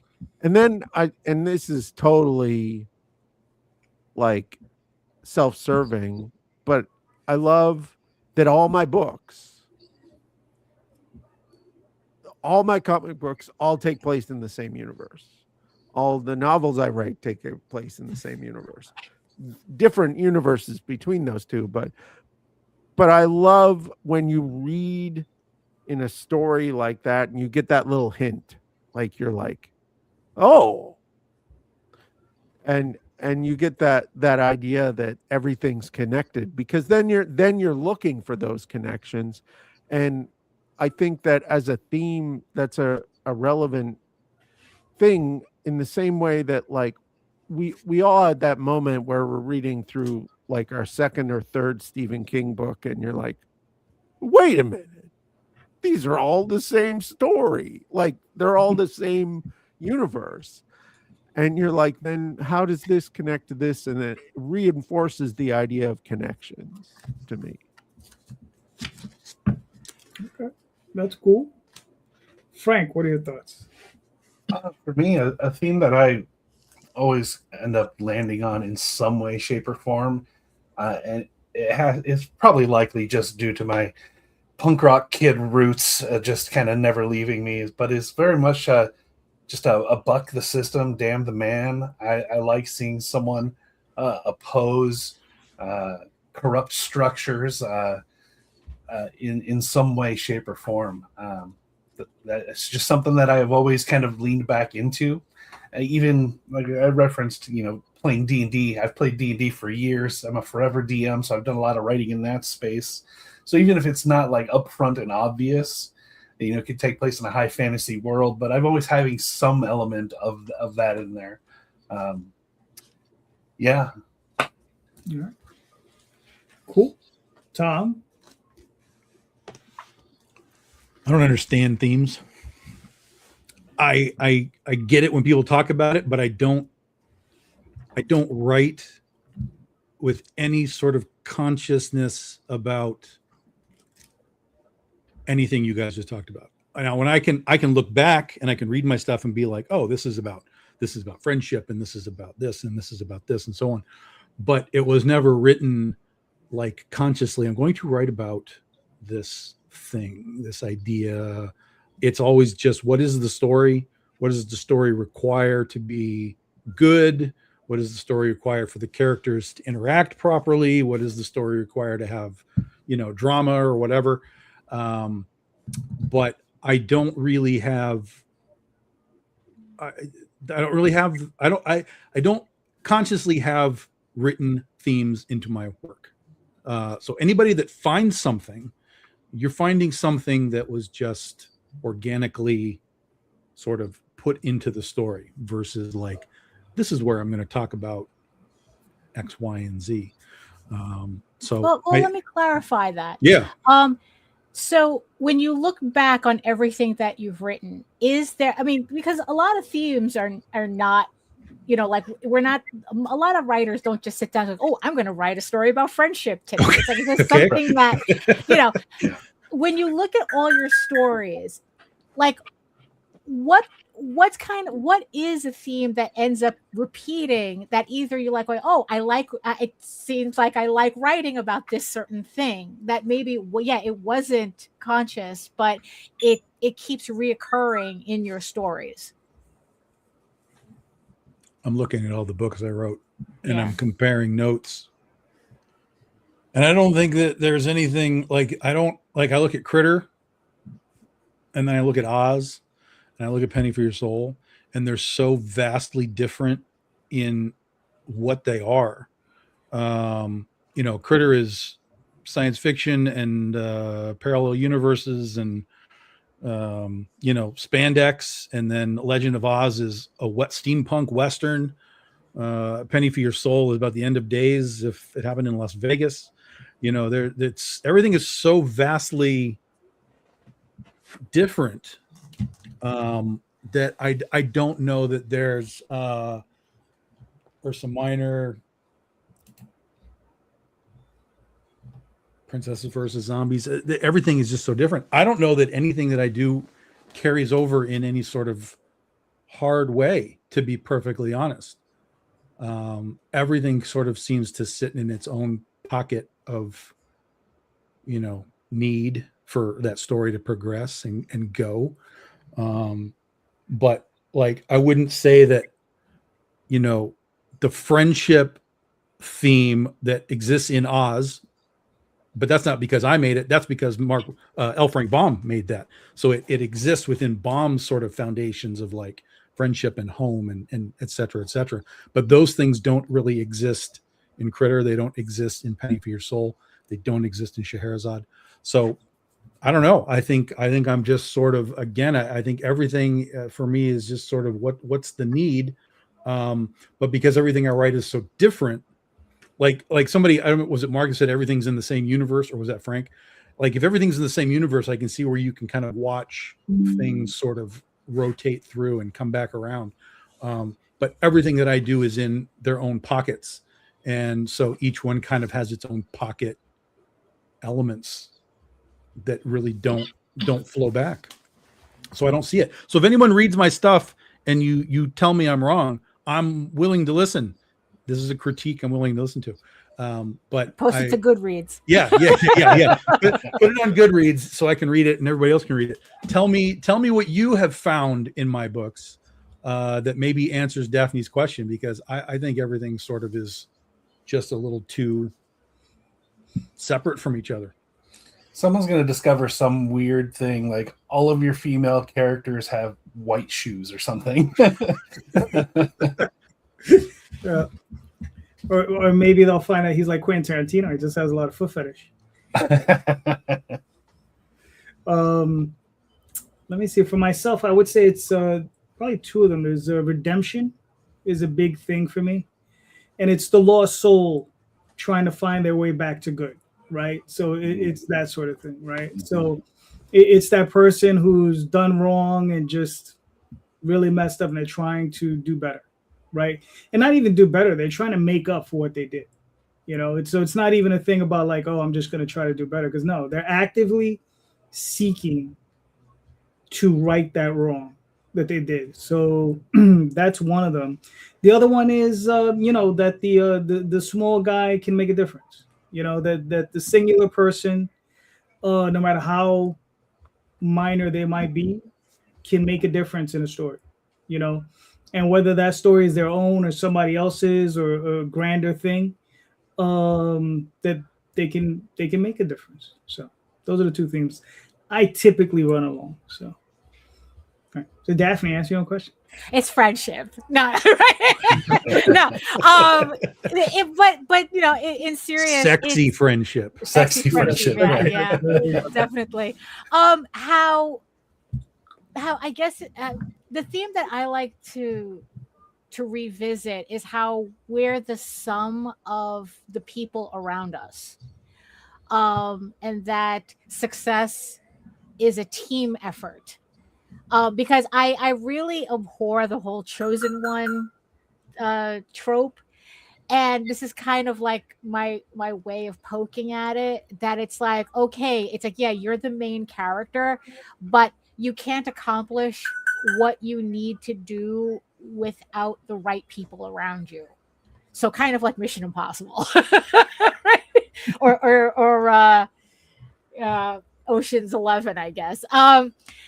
Yeah, that's the theme that I like. That, and yeah, and that not only that, but that's where your strongest support comes from, is from the people you surround yourself with. And that even when you're at the height of your anxiety, knowing that you have the right people behind you allows you to push forward to do what you need to do. But the whole idea is like, the whole idea of like, oh, you're the only, it's like you're the only one and everyone else is just a side character. It's like, no. Everything has to come together for it to work, regardless of whether you're the chosen one or not. So, yeah, and also I really find it fun when people find themes in my writing that I didn't consciously, or maybe they just interpret the story like that. So I always find that fun too. When people tell me, it's like, oh, well, it's like the story, this is what it meant to me. And they come up with something that's like, oh, I didn't intend that at all, but go you. Yeah, I see that all the yeah. time. It's even what's his name? Even James Cameron, like back when the first Avatar came out and people were talking about it, and some people were tearing it down. Some people Right. were like, oh no, it's about this and it's about this, about this. Right. He would do interviews and then be like, so what? Tell us what you think. What is this really about, James? And he was like, who cares? It's what they want it to be. Right, That's all that yeah. matters, is what Yeah. they want it to be. It's what they see. Let it be what they want. I don't need to come tell them what it is. They've already decided for Yeah. themselves. Just let it be what it is. Yeah, he's And I that was- type of that once it's out into the world, he has no responsibility over it. Yeah. Yeah. Yeah. That's cool. All right, Tom, you're up. Oh, you only get one question out of me. You should know that by now. He's not. Tom is not trolling for comic book ideas, so he doesn't need to ask a question. All right. So here I got one. What are you doing to improve yourself as a creator? I focus on themes like a lot. Me too.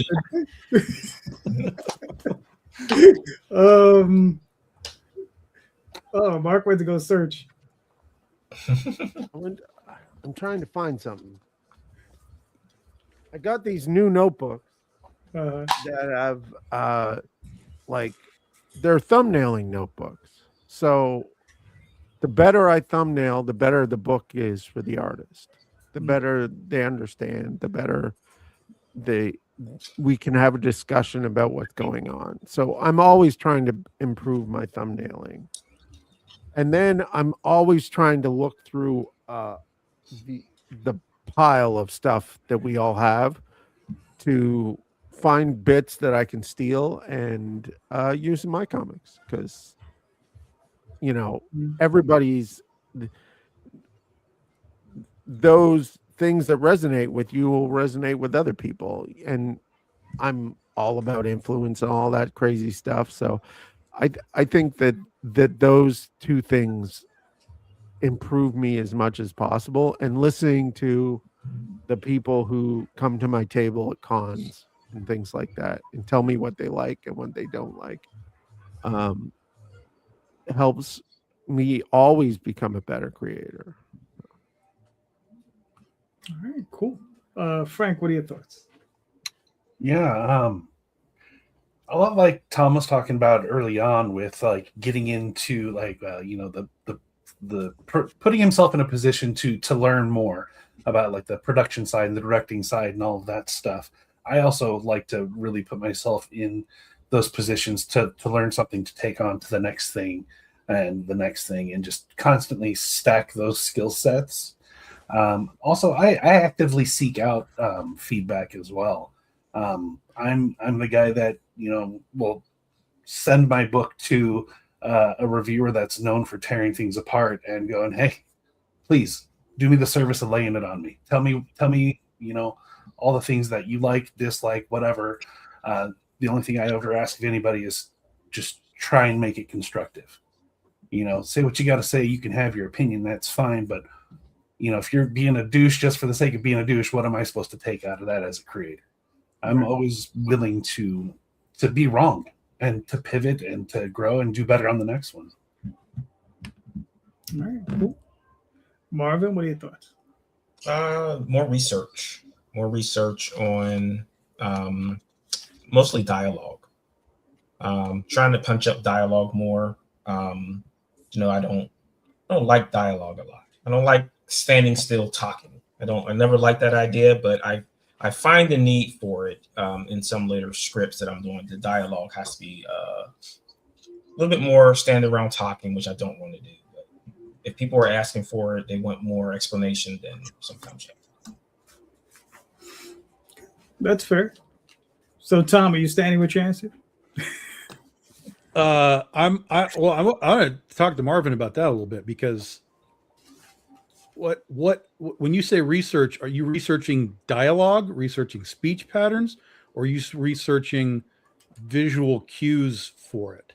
Because you can do a talking head scene with little to no talking actual heads. Like you can write a scene where you're focused on the dude cigarette, and what he's saying is like, we're going to light this world on fire, and there's like a cigarette burning and stuff like that. Like you can move your talking head scene into an environment versus like literally like looking at a panel like what you're looking at like right now. Wally Wood did the ultimate chart on how to do panels for talking heads. for good or for bad. What do you mean? It's Wally Wood. I guess however you feel about Wally Wood, that's what it is. And listen, it works. Yeah. Okay. I will look into that. Yeah. So I mean, it's as far as I can take it. Like I don't want to do talking heads. I want to do something's happening while the person is talking to the other person. They're doing some kind of action. They're not sitting in a diner eating a sandwich. Well, but that's the thing is like they can be doing that, but you can put them in the background and have somebody in the foreground doing something else. Like you can use the environment wherever these characters are to tell the story, as well as just seeing like, hey, I'm talking to you. Here's my word bubble.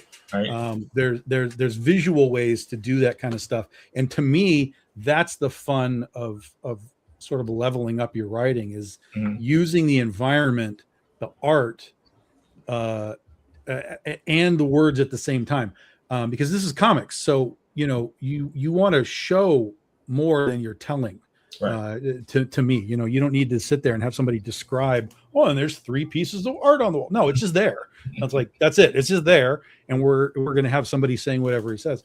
So the opposite of what they did in the late 60s and early 70s, where they had to describe. Where they described every goddamn, my finger, and I opened my hand completely to, no, just show me that you're grabbing the dudes in the face and tearing it off. I saw one recently with Spider-Man, and it was an old panel, and it had a dialogue box, and it said, as Peter Parker listens to what's on the radio while there's words coming out of the radio. I'm like, yeah, exactly. Describe what the radio's doing. Yes. You already see it. Yeah. Well, the thing is, though, you don't want to confuse stylistic inflections as it's like, this is the way. It's you got to like. I guess in this particular case, like I would take a piece of advice that Tom had said on a previous show, is to actually watch movies. Like, what makes a Quentin Tarantino movie compelling? That's nothing but talking heads until they all start exploding. Well, that's true, right? Yes, exactly. But they have to get to the exploding first. Right. Like, what makes movies? Like which movies would be, like how they do a lot of talking heads. Yeah, maybe watch Ocean's 11. That's a lot of talking heads and planning and stuff. Hateful Eight is a good one because they spend so much time in that carriage talking back and forth. Don't watch Hateful Eight. No one watch Hateful Eight. No one ever watch Hateful Eight. No. Hateful Eight.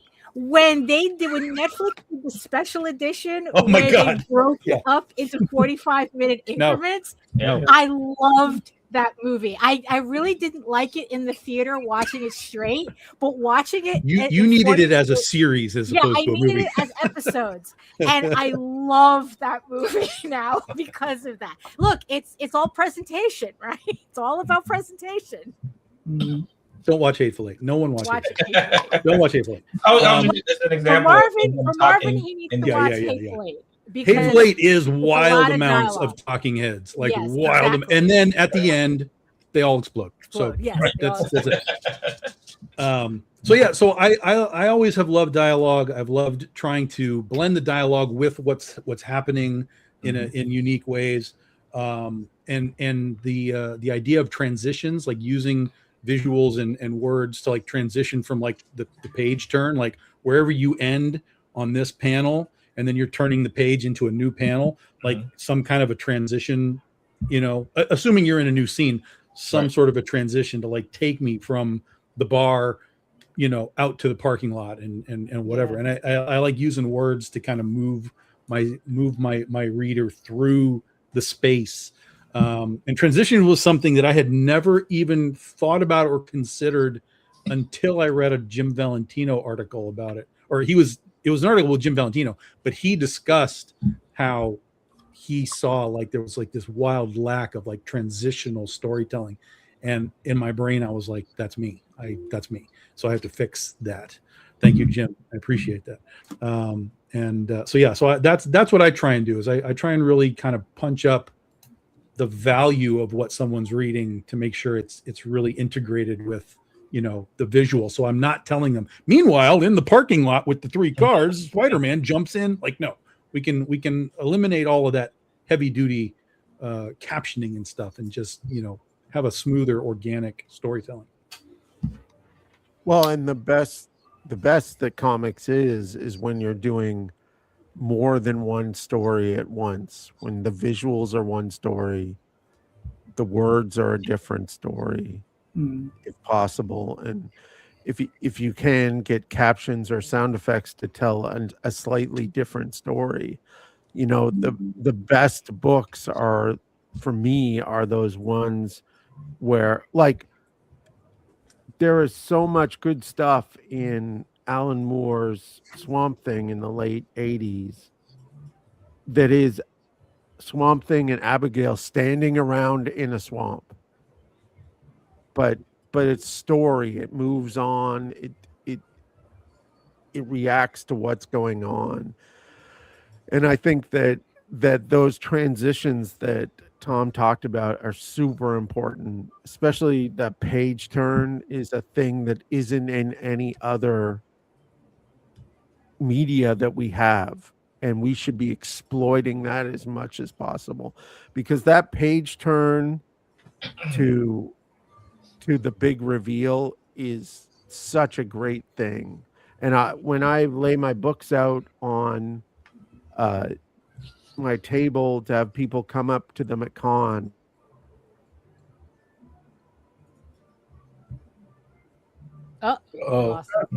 We'll never know. We'll never know. He just lost it. Also, Speaking of a page turn cliffhanger. Yeah. Sure. One more piece of advice that I would give is that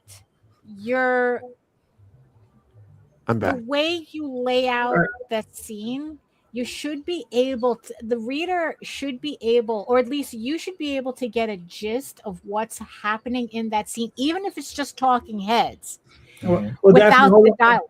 Hold on. Let Mark finish his page. Oh, okay. All right. Yeah. Yeah. No. So I put out on my table the books on the page right before the transition scene. So they come down, they look at the book, and the first turn they get usually a splash page right away. And so that's a big reveal of art, a reveal of things are happening in this book, right? Cool. Daphne, so you want to continue? Oh yeah, so so if they can tell, like, if you can tell like the gist of the scene without any dialogue in it, then that means that your panels are moving in a way that when you put the dialogue in it, it enhances the scenes. but you should be able to tell what's going on without the dialogue. At least that's a trick that I do.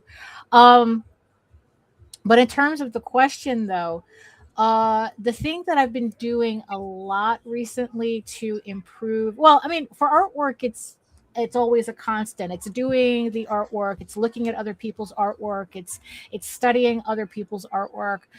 But the thing that I've been trying to especially improve is my writing. And what I've been doing is just reading a lot.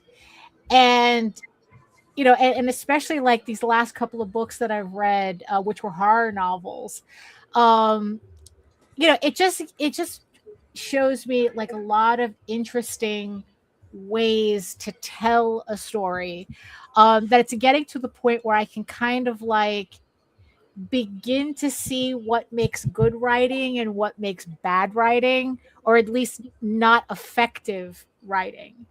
And the funny thing is to see how independently published novels and mainstream novels kind of have the same issues as indie comics and mainstream comics, that there's a certain polish that mainstream novels or traditionally published novels have that independent novels don't have. And it's kind of interesting to see, to really recognize like what that looks like. And it's just trying to like figure out how to implement that in my own writing. Like, yeah, and it's just kind of funny to see like, oh, we're really not as two different like industries as indie comics and publishing, how traditional publishing, like how we kind of suffer from the same things. So yeah, so I've just been reading a lot. You know, but it's interesting to kind of to see those differences, you know. All right, cool. Yeah. For myself, it's a couple of things I've been doing very similar to Daphne. I've been trying to read more widely, right? Trying to get out of stuff that I normally like. In the last year, so I've read a couple of history books. I'm going to hit a philosophy book soon. I'm going to hit a book on marketing real soon. So that should be interesting. Aside from also reading all the other stuff that I enjoy reading, which is science fiction and fantasy. I've read, I don't traditionally read horror, but I've read some. But yeah, I mean, it's that sort of thing. And then the other thing is, and I discussed this, I think on last week's show, is like, I like as an exercise is sometimes read another person's work, right? Someone we might know, like, you know, Mary Shelley, you know, pick someone. I mean, it could be anybody. And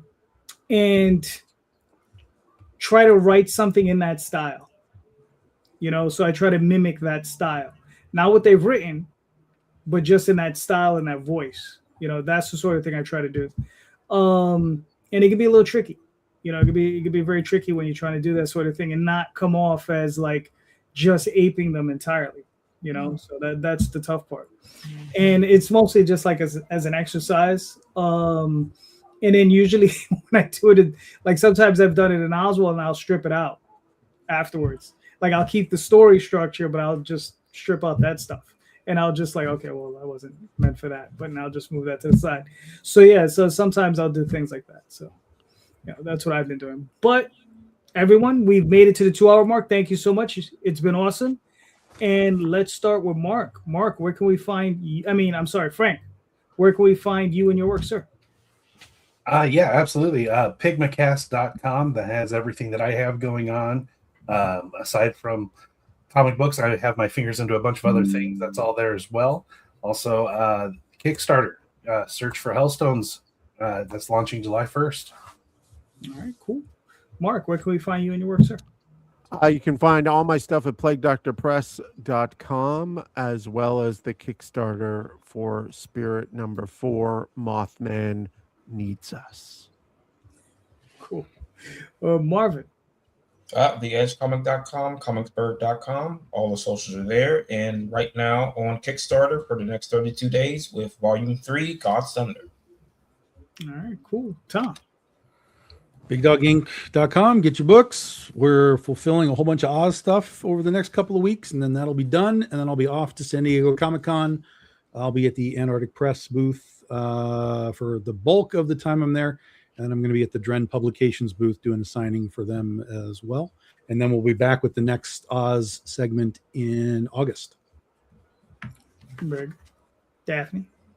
Oh, you can head on over to my main site at egoworks.com, EGOWORKS, where you can read Eagle Raven, Heir of the First Unicorn, for free. But if you prefer your fantasy to be more of a furry Lord of the Rings adventure, you can follow the link over to Tall Tales, TAILSonline.com, and read my archive of over 1,000 pages there. That'll keep you busy. And remember that Eagle Raven Volume 3 is on Kickstarter right now. The link is in the chat and the show notes.